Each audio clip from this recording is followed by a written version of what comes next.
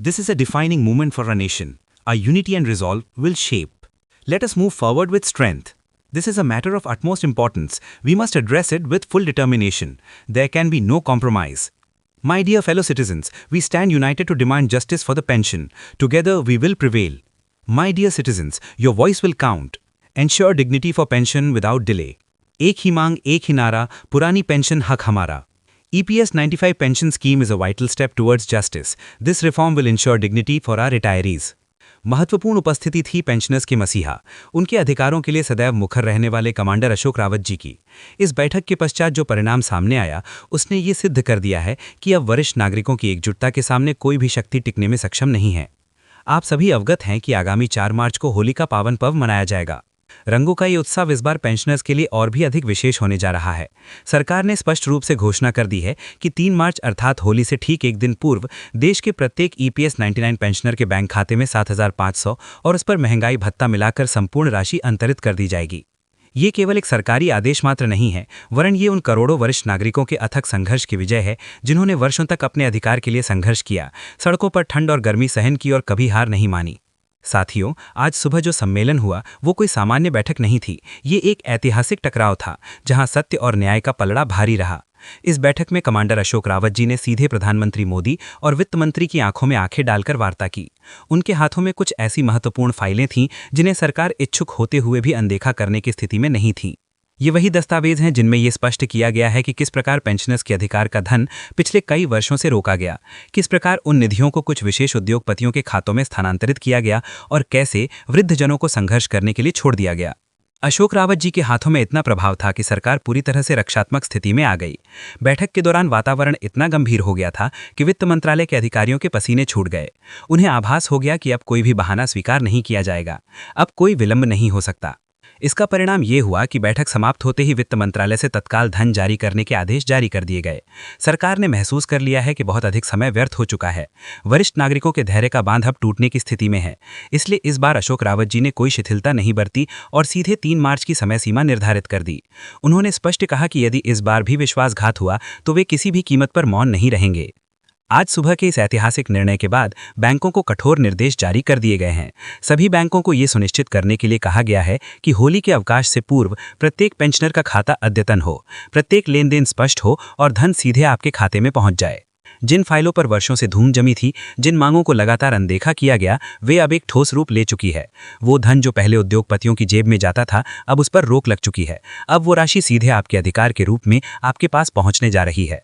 परंतु साथियों, ये समझना अत्यंत आवश्यक है कि ये स्वीकृति सरकार ने स्वेच्छा से नहीं दी है. ये स्वीकृति कमांडर अशोक रावत जी की उस कठोर चेतावनी के कारण मिली है जिसमें उन्होंने स्पष्ट कहा था कि यदि इस बार भी पेंशनर्स के साथ धोखा हुआ तो संपूर्ण भारत में चक्का जाम कर दिया जाएगा. उन्होंने यहाँ तक कहा कि प्रत्येक चौराहे पर सरकार के पुतले दहन किए जाएंगे और ऐसा आंदोलन उत्पन्न किया जाएगा जिसे नियंत्रित करना सरकार के लिए असंभव हो जाएगा.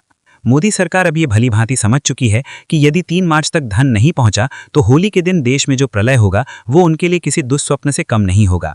यही भय, यही दबाव आज सुबह इस बड़े निर्णय का कारण बना है. साथियों, ये आपकी एकता की विजय है. ये अशोक रावत जी के उस एक साहस की विजय है जिन्होंने अकेले दम पर संपूर्ण सरकार को झुकने के लिए विवश कर दिया. अब आप सभी को तैयार रहना है.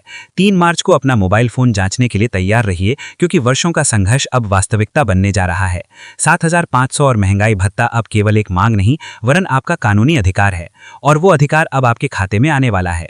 अब चर्चा करते हैं उस वातावरण की जो इस निर्णय के बाद निर्मित हुआ है. साथियों, समय अब उंगलियों पर गिना जा रहा है. आज सुबह की उस ऐतिहासिक बैठक में कमांडर अशोक रावत जी ने मेज पर मुट्ठी पटककर स्पष्ट कह दिया कि 3 मार्च अंतिम तिथि है. उन्होंने यहां तक कहा कि यदि 3 मार्च की रात्रि 12:00 तक पेंशनर्स के मोबाइल फोन पर धन आने का संदेश नहीं चमका तो 4 मार्च को मनाई जाने वाली होली रंगों वाली नहीं वरन क्रांति वाली होगी. ये कोई सामान्य वक्तव्य नहीं है. ये घोषणा है कि अब वृद्धजनों को दुर्बल समझने की भूल कोई नहीं कर सकता. सरकार को अब कान खोलकर सुन लेना चाहिए. वरिष्ठ नागरिकों के धैर्य का बांध टूट चुका है. जिन उद्योगपतियों के कोष भरने के लिए उनके अधिकार को दबाया गया, वे दबाई गई फाइलें अब सरकार के सप्ताह के लिए काल बन चुकी हैं. अशोक रावत जी ने बैठक में 2 टूक कह दिया है कि यदि 3 मार्च तक 7,500 और महंगाई भत्ता लागू नहीं हुआ तो 4 मार्च को संपूर्ण देश में चक्का जाम होगा. कश्मीर से कन्याकुमारी तक एक भी पहिया नहीं घूमेगा. रेल सेवा ठप कर दी जाएगी, राजमार्ग जाम कर दिए जाएंगे और प्रत्येक उस मंत्री के आवास के बाहर पुतला दहन किया जाएगा जिसने पेंशनर्स को बार बार मिथ्या आश्वासनों से भ्रमित किया है. प्रधानमंत्री मोदी और वित्त मंत्रालय को ये समझ लेना चाहिए कि उन वृद्धजनों का क्रोध है जिनके पास अब खोने के लिए कुछ शेष नहीं है, परंतु प्राप्त करने के लिए उनका संपूर्ण सम्मान और उनका अधिकार अभी बाकी है। अशोक रावत जी के हाथ में जो अंधकारमय कारनामों की फाइल है वो सरकार के लिए परमाणु बम से भी अधिक शक्तिशाली है। यही कारण है कि आज सुबह की बैठक में सरकार के अधिकारियों के पसीने छूट रहे थे। वे जानते थे कि यदि ये फाइलें जनता के समक्ष आ गईं तो बड़े बड़े व्यक्तित्वों की पोल खुल जाएगी। अब कोई बहाना स्वीकार नहीं किया जाएगा। न ये कहा जा सकेगा कि सर्वर डाउन है, न ये कि बैंक में अवकाश है।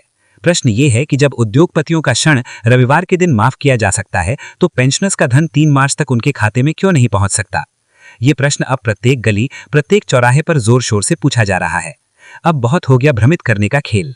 आज सुबह की बैठक में जो वचन दिया गया है उसे पत्थर की लकीर समझ लेना चाहिए। यदि 3 मार्च तक प्रत्येक EPS 99 पेंशनर के खाते में 7,500 और महंगाई भत्ता नहीं पहुंचा तो स्मरण रखिए 4 मार्च को संपूर्ण भारत वो देखेगा जो आज तक कभी नहीं देखा गया। मोदी जी, आपने उद्योगपतियों की फाइलें तो रातों रात साफ कर दी, परंतु वृद्धजनों की पेंशन पर प्रत्येक बार अपना वक्तव्य बदल पड़ दिया। अशोक रावत जी ने स्पष्ट कर दिया है कि यदि इस बार भी सरकार ने अपनी वही पुरानी प्रवृत्ति दिखाई और वचन से विमुख हुई तो वे मौन नहीं बैठेंगे।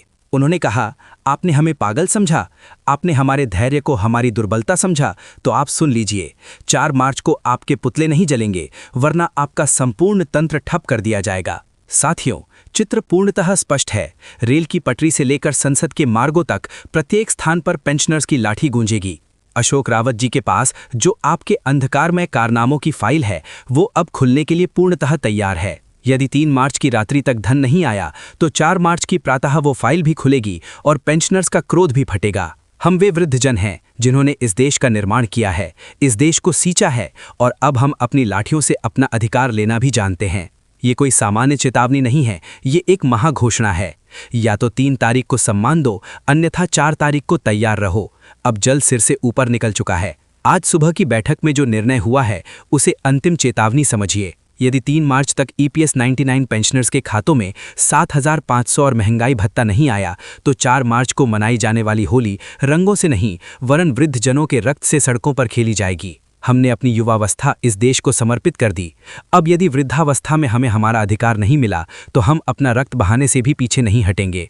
मोदी जी, आपने उद्योगपतियों के कोष भरने के लिए करोड़ों वृद्धजनों को संघर्ष करने के लिए छोड़ दिया। अशोक रावत जी के पास उपस्थित वो अंधकारमय फाइलें चीख चीख कर आपकी सरकार के पनप रहे विश्वासघात को बता रही हैं। आपने हमें पागल बनाया, हमें फाइलों में उलझाया, परंतु अब और नहीं। यदि 3 मार्च की रात्रि तक धन नहीं पहुंचा तो 4 मार्च को संपूर्ण हिंदुस्तान दहक उठेगा। ये केवल चक्का जाम नहीं होगा, ये पेंशनर्स का आत्म बलिदान आंदोलन होगा जिसकी संपूर्ण जिम्मेदारी केवल और केवल सरकार की होगी। जब एक वृद्धजन का धैर्य टूटता है तो प्रकृति भी कांप उठती है। हम लाठियां खाने के लिए तैयार हैं, हम कारावास जाने के लिए तैयार हैं और हम अपना रक्त बहाने के लिए भी तैयार हैं। यदि इस होली पर हमारे घर में प्रसन्नता नहीं आई तो हम सड़कों को अपने रक्त से लाल कर देंगे, परंतु आपका अन्याय अब सहन नहीं किया जाएगा। अशोक रावत जी का एक ही नारा है, अधिकार दो या हमें समाप्त कर दो। अब समझौते की मेज नहीं, अब सीधे अधिकार का निर्णय होगा। अशोक रावत जी ने आपके समक्ष जो शर्तें रखी हैं उन्हें कोई सामान्य मांग मत समझिए।